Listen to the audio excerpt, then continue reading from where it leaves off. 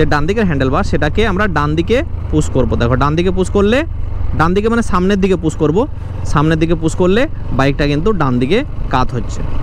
আজ নমস্কার বন্ধুরা, কেমন আছো সবাই? আশা করি সকলে খুব ভালো আছো। আমি মিলন মাঝি, বাঁকড়ি বাইকের আরও একটি নতুন ভিডিওতে তোমাদের সকলকে স্বাগত জানাচ্ছি।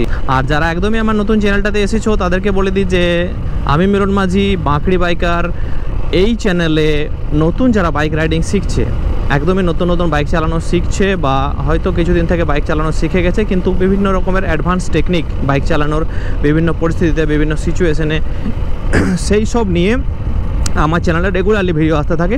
তাই চ্যানেলটাকে অবশ্যই সাবস্ক্রাইব করতে ভুলো না, চ্যানেলটাকে অবশ্যই সাবস্ক্রাইব করে দিও। আর আজকের ভিডিও যেটা টপিক হবে বন্ধুরা সেটা হচ্ছে কাউন্টার স্টিয়ারিং। সো চলো বন্ধুরা, দেরি না করে ভিডিওটা শুরু করা যাক। শুরু করার আগে চ্যানেলটাকে অবশ্যই সাবস্ক্রাইব করতে ভুলো না, ভিডিওটা পুরোটা দেখো, পুরোটা দেখার পর ভালো লাগলে অবশ্যই ভিডিওতে একটা লাইক করতে ভুলো না। সো সবার প্রথমে বলি আসলে কাউন্টার স্টিয়ারিং জিনিসটা কি। দেখো বন্ধুরা, কাউন্টার স্টিয়ারিং জিনিসটা হলো স্পিডের মুভমেন্টে আমাদের বাইকের হ্যান্ডেল ঘোরানো বা বাইকটাকে ঘোরানো। ঠিক আছে, আমরা যখন কোনো জায়গায় সিম্পলি কম স্পিডে বাইকটাকে ঘোরাই তখন আমরা কি করি? তখন আমরা সিম্পলি হ্যান্ডেলটাকে আস্তে আস্তে ঘোরাই। এই যে দেখো, এখানে আমরা হয়তো একটু টার্নিং নেব, যখন সিম্পলি আমরা টার্নিং নেব তখন কি করব? হালকা করে হ্যান্ডেলটা ঘোরালেই আমাদের বাইকটা ঘুরে যায়। ঠিক আছে, এতে কাউন্টার স্টিয়ারিংয়ের প্রয়োজন হয় না। কিন্তু যখন আমরা বাইকটাকে একটু স্পিডে, ধরো আমাদের বাইকটা 30-এর বেশি স্পিডে চলছে, ঠিক আছে, তো সেই রকম সিচুয়েশনে হঠাৎ করে তোমার বাইকের সামনে কোনো কিছু চলে এলো।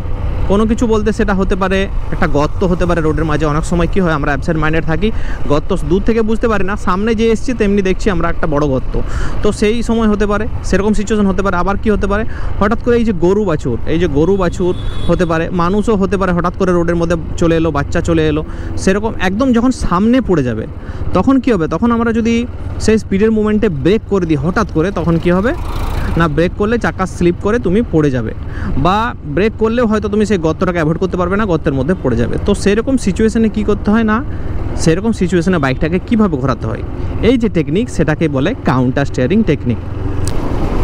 অনেক শর্ট ভিডিও দেখে থাকবে যেখানে তোমরা বাউলি মারতে দেখেছো।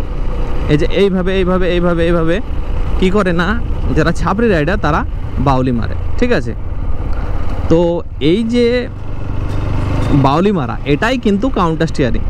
যদি তুমি এটাকে অপ্রয়োজনে ব্যবহার করো, যদি তুমি এটাকে লোক দেখানোর জন্য ব্যবহার করো, তাহলে এটা হয়ে গেল কি না, বাউলি মারা।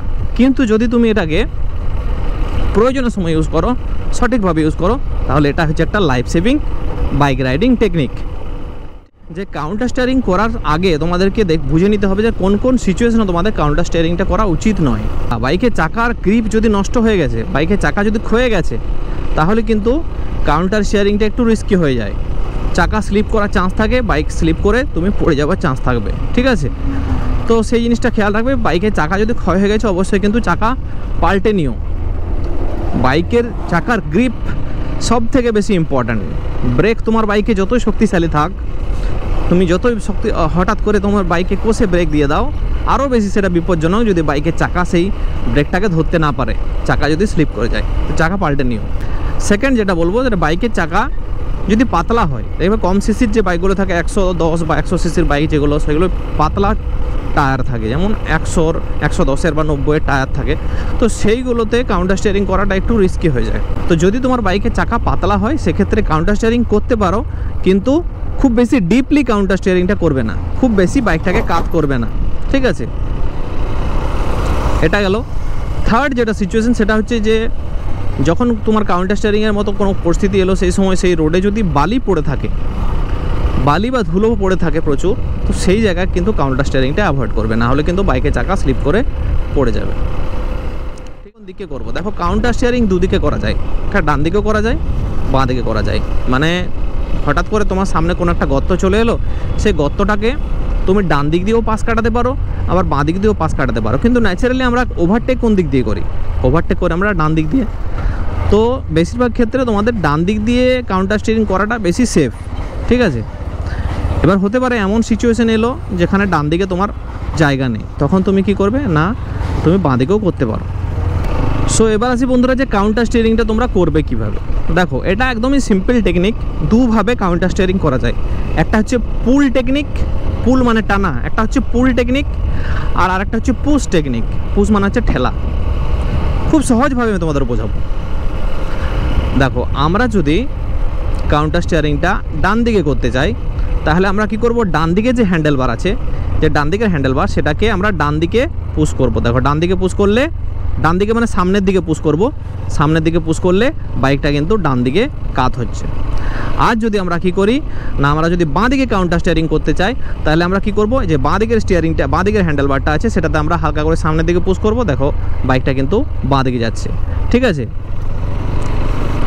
সো একদম সিম্পল টেকনিক। আমরা যদি ডান দিক দিয়ে কাউন্টার স্টিয়ারিং করতে চাই, তো আমরা কি করব, ডান দিকের যে হ্যান্ডেলবারটা আছে সেটাতে হালকা করে পুশ করব। দেখো, ডান দিকে পুশ করলে বাইকটা ডান দিকে কাত হচ্ছে, আর বাঁ দিকে পুশ করলে বাইকটা বাঁ দিকে কাত হচ্ছে। ঠিক আছে, এবার যেটা করতে হবে, আরেকভাবে করা যায়, যেটা হচ্ছে পুল টেকনিক যেটা বললাম, সেটা হচ্ছে আমরা যদি বাইকটাকে ডান দিক দিয়ে কাউন্টার স্টিয়ারিং করতে চাই, সামনে কিছু আছে, আমরা ডান দিক দিয়ে সেটাকে কাটিয়ে যেতে চাই, তাহলে আমরা কি করতে পারি, পুল টেকনিক। তখন আমরা কি করব, বাঁ দিকে যে হ্যান্ডেল বারটা আছে সেটাকে আমরা টানবো, সামনের দিকে টানবো, পুল করব। এই যে দেখো, সামনের দিকে পুল করলাম, তো বাইকটা ডান দিকে কাত হলো।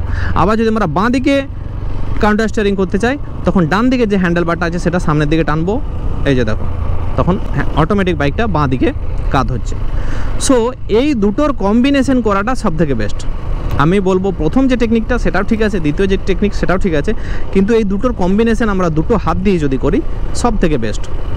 কীরকম দেখো, যখন আমরা ডান দিকে কাউন্টার স্টিয়ারিং করতে চাইবো, ডান দিকের হ্যান্ডেল বার ডান হাত দিয়ে আমরা পুশ করব, মানে সামনের দিকে ঠেলবো, আর বাঁ দিকের হাত দিয়ে কী করব, বাঁ দিকে যে হ্যান্ডেল বার সেটা সামনের দিকে টানবো। এটা করব ঠেলবো, এর বাঁ হাতটা করবো টানবো। ডান দিকে কাউন্টার স্টিয়ারিং করতে হলে ডান হাত দিয়ে ঠেলবো, বাঁ হাত দিয়ে টানবো। দেখো, এই দেখো, এই দেখো, এই দেখো, এই দেখো, বুঝতে পেরেছ কীভাবে করছি? ডান হাত দিয়ে ঠেলছি, বাঁ হাত দিয়ে টানছি। আর সেম জিনিস আমরা যদি বাঁ দিকে কাউন্টার স্টিয়ারিং করতে চাই, তখন বাঁ হাত দিয়ে ঠেলবো আর ডান হাত দিয়ে টানবো। এই যে দেখো, এই যে দেখো, ঠিক আছে, সিম্পল টেকনিক, সহজভাবে বুঝিয়ে দিলাম।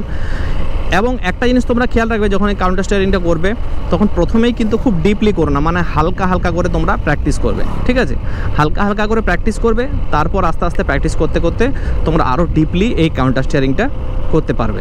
ঠিক আছে, দেখো, বাইক কিন্তু অটোমেটিক নিজেকে ব্যালেন্স করতে চায়। হ্যাঁ, দেখো, আমি হ্যান্ডেল ছেড়ে দিচ্ছি, বাইক কিন্তু অটোমেটিক নিজেকে ব্যালেন্স করতে চায়। এবারে তুমি যেদিকে বাইকটাকে পুশ করবে, বাইক সেদিকে যাবে। দেখো, ডান দিকে পুশ করছি, ডান দিকে যাচ্ছে, বাঁ দিকে পুশ করছি, বাঁ দিকে যাচ্ছে। ঠিক আছে, তো এই সিম্পল টেকনিক, এই দুটো হাতের কম্বিনেশন করাটা সব থেকে বেস্ট।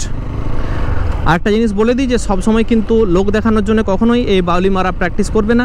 হ্যাঁ, প্রয়োজনে লাইফ সেভিং টেকনিক, যখন তোমার সিচুয়েশন হবে হঠাৎ করে কোনো গর্ত পড়ে গেল, এমন একটা সিচুয়েশন যে তুমি গর্তটাকে অ্যাভয়েড কিছুতেই করতে পারবে না, অথচ গর্তে পড়ে গেলেও বিপদ, তাহলে তুমি সেই সিচুয়েশনে তুমি করবে। বা তোমার সামনে কোনো কিছু একটা, তুমি অ্যাবসেন্ট মাইন্ডেড ছিলে, হঠাৎ করে কোনো দিকে হয়তো দেখবে, আমরা গাড়ি চালাতে চালাতে অনেক সময় অ্যাবসেন্ট মাইন্ডেড হয়ে যায়, যদি এটা হওয়া উচিত নয়, কিন্তু অনেক সময় অ্যাবসেন্ট মাইন্ডেড হতে হতে সামনে হঠাৎ করে দেখলে যে হঠাৎ করে হতচোখে দিয়ে সামনে একটা কিছু চলে এলো, তখন তুমি ডান দিক দিয়ে এইভাবে পাশ কাটিয়ে চলে গেলে। হ্যাঁ, ঠিক আছে, বা এদিকে বাঁ দিকে এরকমভাবে পাশ কাটিয়ে চলে গেলে। এটাই হলো কাউন্টার স্টিয়ারিং। সো আশা করি বন্ধুরা তোমরা বুঝতে পেরেছো যে কাউন্টার স্টিয়ারিংটা কী, কখন করবে, কিভাবে করবে, সহজ সরল ভাষায় তোমাদেরকে বুঝিয়ে দিলাম।